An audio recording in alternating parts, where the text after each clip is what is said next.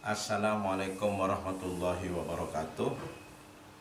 Bismillahirrahmanirrahim. Alhamdulillahirabbil alamin. Wassalatu wassalamu ala asrafil anbiya'i wal mursalin sayyidina wa maulana Muhammadin wa ala alihi wa sahbihi ajmain, amma ba'du. Adik-adikku yang sangat saya hormati dan yang terhormat, mahasiswa Politeknik Sidoarjo. Kemarin itu kita bicara hakikat manusia. Sekarang kita pertemuan yang keempat ini adalah martabat manusia. Hakikat manusia itu kemarin itu saya sampaikan ada 3. Sebagai khalifah, sebagai hamba, dan sebagai setan. Nah, cara kerjanya itu berbeda-beda. Sebagai khalifah seperti apa cara kerjanya, sebagai hamba seperti apa cara kerjanya, sebagai setan seperti apa cara kerjanya. Nah, karena cara bekerja seperti itu yang penuh dengan akhlakul karimah. Ada pekerjaan benar, tapi tidak penuh dengan akhlakul karimah. Yang benar menjadi jijik orang, menjadi melihat orang itu sombong. Kenapa? Karena tidak berakhlak. Sebetulnya martabat manusia itu ditentukan dengan akhlaknya. Kenapa ditentukan dengan akhlaknya? Karena visi misi Rasulullah itu adalah akhlakul karimah. Apa kata Rasulullah? Inni bu'istu liutammima makarimal akhlak. Saya diutus oleh Allah itu semata-mata disuruh menyempurnakan akhlak. Jadi kita itu sudah berakhlak, cuma kurang sempurna. Karena itulah visi Rasulullah itu adalah menyempurnakan akhlak. Lalu misinya di mana Rasulullah itu? Di pendidikan. Di pendidikan. Pendidikan di tingkat apa saja, di jurusan apa saja, prodi apa saja itu, ujung yang paling ujung itu adalah akhlakul karim. Jadi mesti dengan akhlakul karim. Coba saya dan sampean itu saya ngajar ya, saya ngajar. Saya ngajar tidak berakhlakul karimah. Nah, yang kurang sopan lah, seperti saya duduk di atas bangku, di atas meja, terus buaya saya. Sampean dianggap wedus semuanya. Saya tok manusia itu. Ia tidak berakhlak, sampean jijik melihat saya. Apalagi saya semaunya. Saya tidak pakai sepatu, pakai celana pendek, pakai kaos ngajar ke kelas sampean. Sementara sampean itu rapi. Ya, saya tidak berakhlakul karimah, tidak sopan. Nah, akhlakul karimah itu adalah, dari mana timbulnya akhlakul karimah itu? Ada 2. Satu itu dari Al-Quran dan hadis. Ini pelajaran agama. Al-Quran dan hadis min haitsul ahkam, melahirkan hukum. Min haitsul makna, melahirkan hukum. Nah, hukum-hukum itu sebetulnya banyak. Satu itu ahkamus syariah, ahkamul aqidah, ahkamul akhlak. Ahkamus syariah itu ada 5. Apa saja 5 itu? Wajib, sunnah, haram, halal, mubah. Ada 5. Wajib, sunnah, halal, haram, mubah. Ahkamul akidah ada berapa itu? Ada 6. Beriman kepada Allah, beriman kepada kitab-kitab Allah, beriman kepada utusan-utusan Allah, beriman kepada malaikat, para malaikat, beriman kepada hari kiamat, beriman kepada qada qadar khairihi wa syarrihi. Ada 6. Hukum akhlak itu ada 2. Akhlak yang baik, akhlak yang buruk. Jadi itu dari mana? Dari Al-Quran semua. Dari Al-Quran semua. Manusia itu menjadi hebat, martabatnya menjadi tinggi. Hukum itu apa? Hukum itu harus dikerjakan kan? Suka atau tidak suka, senang atau tidak senang, harus dikerjakan. Karena dikerjakan terus-menerus melahirkan adat. Al-adatu muhakkamah. Adat itu establis. Lalu adat itu dikembangkan, dididik. Lalu melahirkan adalah al-akhlakul karimah. Akhlak yang mulia. Akhlak yang mulia itu dikembangkan. Akhlak yang mulia itu dikembangkan melahirkan al-hadar, budaya. Budaya itu apa? Tindak tanduk manusia sehari-hari. Akhlak dulu. Akhlak itu apa? Akhlak itu adalah perbuatan manusia yang spontan, tanpa dipikir dan tanpa direkayasa. Kalau dipikir, direkayasa, itu namanya munafik. Nah, akhlak itu enggak perbuatan yang spontanitas, tanpa dipikir dan tanpa direkayasa. Loh, kenapa kok akhlak dikatakan seperti itu? Karena dikerjakan sejak kecil. Seperti ada suara adzan. Nah, sampai langsung bangun, wudhu, sholat. Nah, itu spontan. Spontan. Jadi sudah langsung, nggak usah tanya, ini sudah adzan nggak? Ini sudah wudhu nggak? Nggak gitu. Kalau yang sudah berakhlak.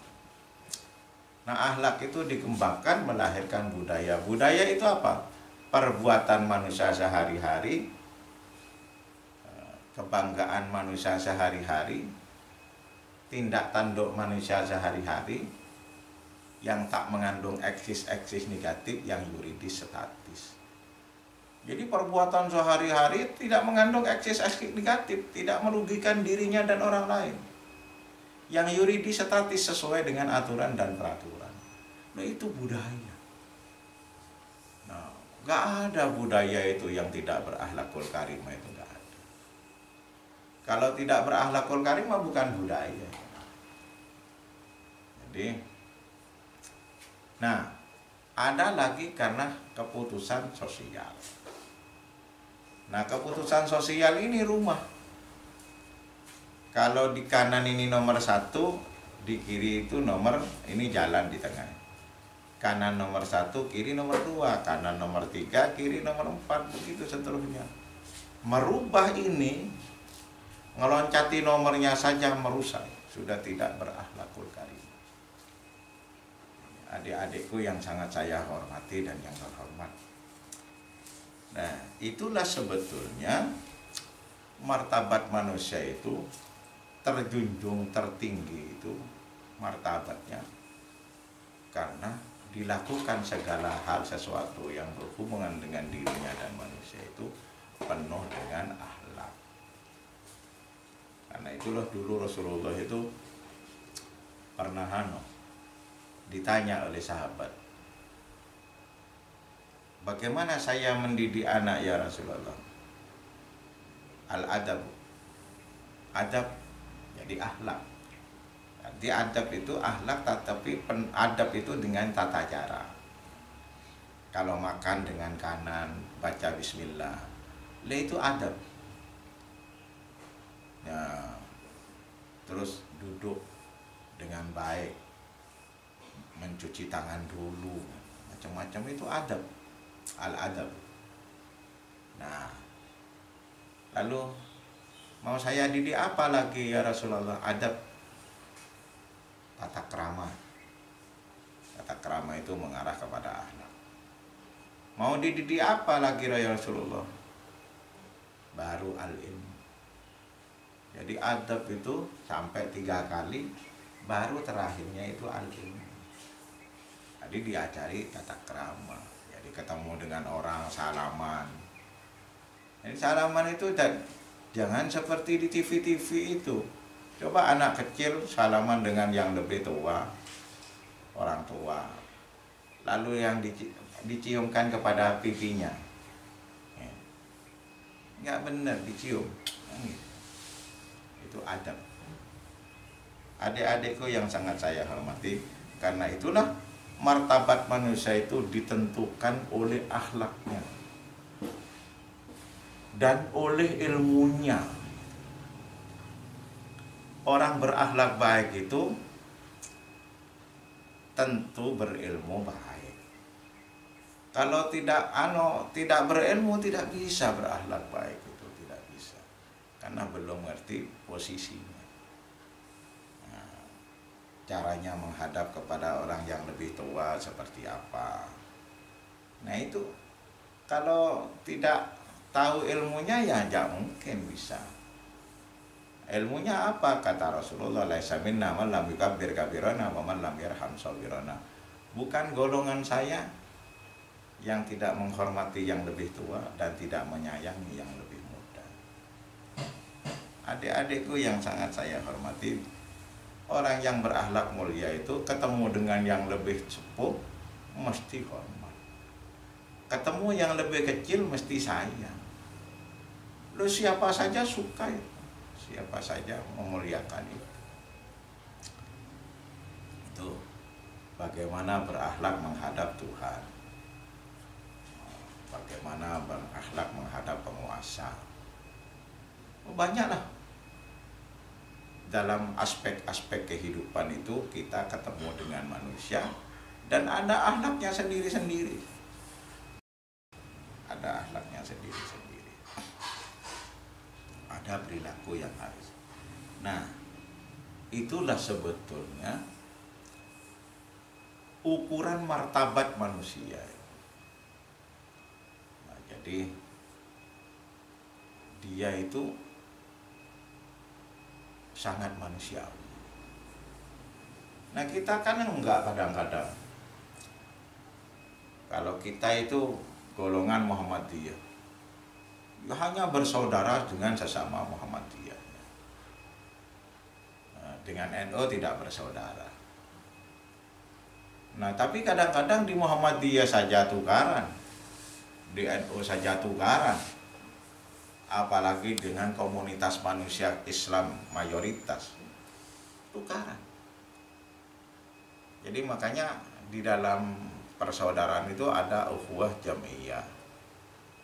Jadi organisasi kedaerahan itu, umpama mahasiswa, khusus mahasiswa Surabaya, khusus mahasiswa NTB, lalu merangkak ukhuwah jamiyah itu ukhuwah watoniyah, sesama saudara setanah air. Jadi siapa saja saudara setanah air itu, orang Yahudi, orang Nasoro, Kristen, Hindu, Buddha, Katolik, Islam, Konghucu. Nah, ini saudara. Apa kita bisa?